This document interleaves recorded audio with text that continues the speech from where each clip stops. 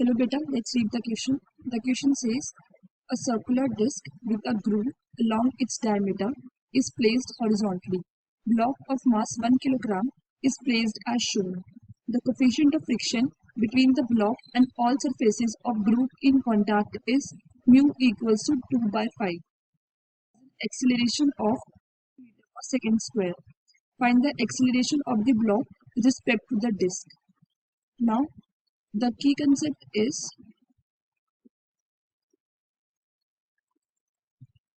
Newton second law के according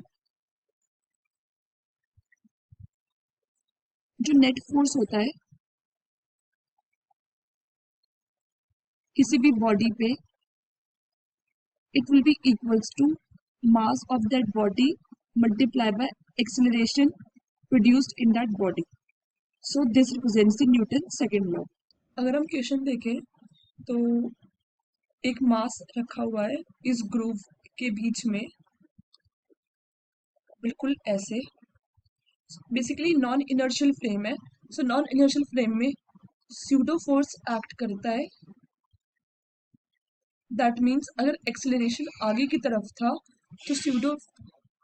तो जो स्यूडो फोर्स है वो पीछे की तरफ जाएगा, एम ए.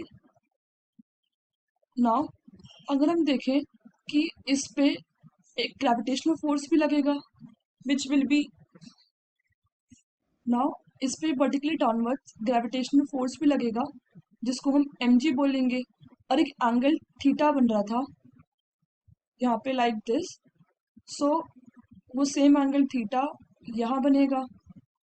अब तो अगर हम क्लियरली देखें, ये है एम ए, और जब यहाँ से थीटा बन रहा है तो ये वाला कॉम्पोनेंट होगा M A cos theta, and ये वाला कॉम्पोनेंट होगा एम ए साइन थीटा.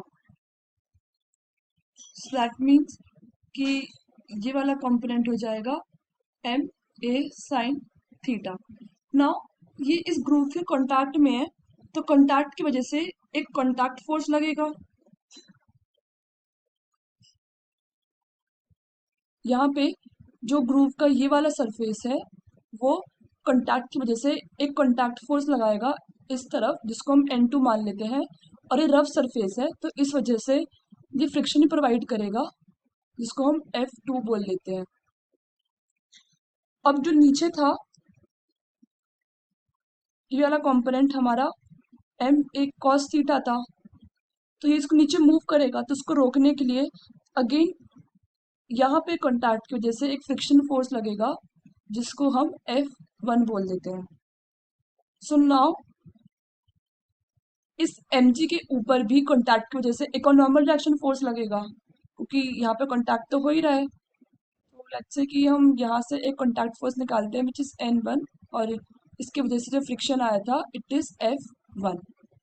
सो अगर हम इसको और क्लियरली लिखें, दैट मीन्स वर्टिकल डायरेक्शन में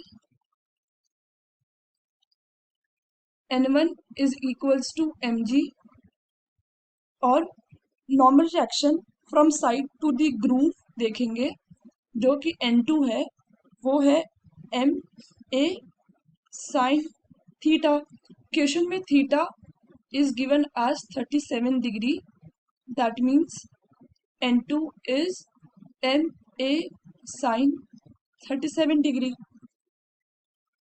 अब अगर हम नेट फोर्स देखें then it will be equals to m multiplied by acceleration of the block with respect to disk.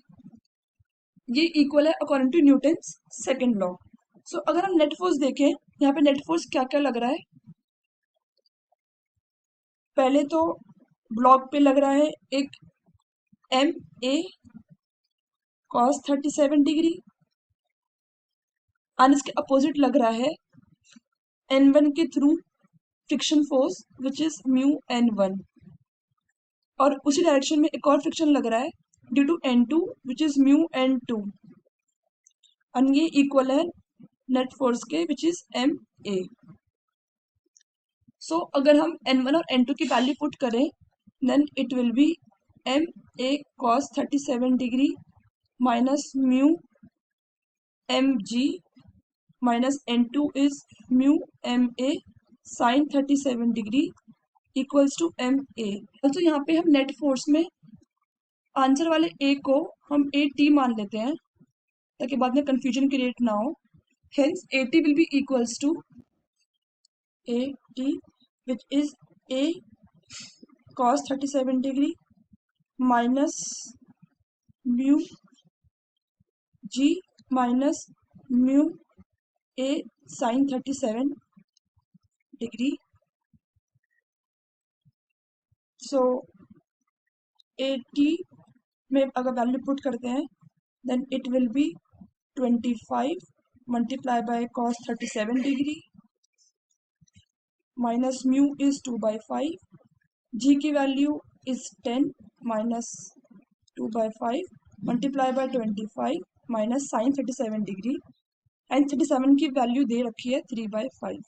So calculate करके it will be equals to 10 metre per second square. Hence, the final answer is the acceleration of the block with respect to disk is 10 meter per second square, which is option A. Hope you understood it well. Best of luck.